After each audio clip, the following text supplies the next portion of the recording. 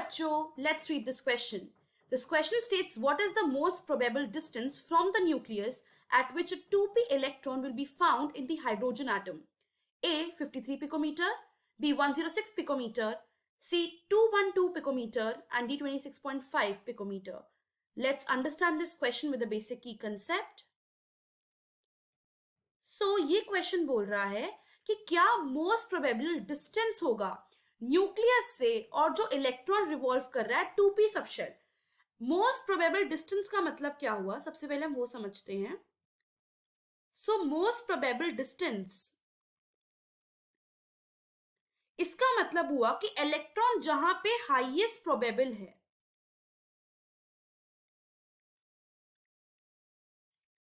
And we have to understand कि अगर suppose there is an nucleus, this is a nucleus, यहां पे ऐसे इलेक्ट्रॉन्स रिवॉल्व करते हैं. सो अगर न्यूक्लियस से यहां पे सपोज एक इलेक्ट्रॉन है, सो यहां से हमको न्यूक्लियस और इलेक्ट्रॉन के बीच का डिस्टेंस निकालना है. So the distance between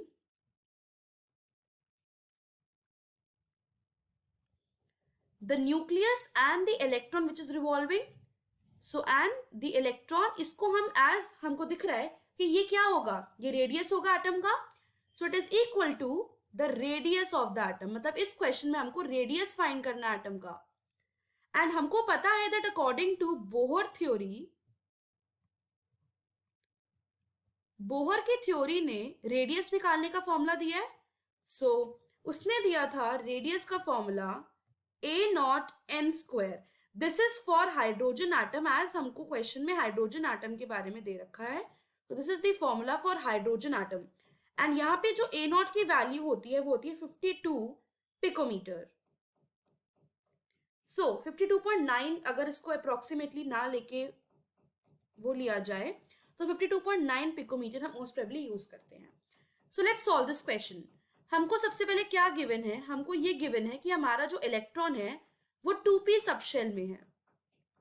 so radius क्या होगा, लेट्स सॉल्व दिस क्वेश्चन. सो अगर 2p में है, इसका मतलब जो इलेक्ट्रॉन है it is lying in second orbit. अगर 2p पे होगा तो इसका मतलब वो सेकेंड ऑर्बिटल में रिवॉल्व कर रहा होगा.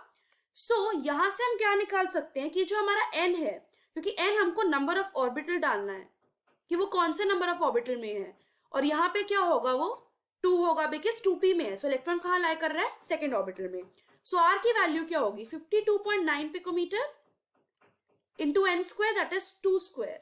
सो क्या आएगी value 52.9 into 4 which comes out to be 211.6 picometre. And approximately से मतलब अप्रोक्स करा जाए तो 212 picometre. So the final answer to this question is option number C. I hope you understood it well. Best of luck.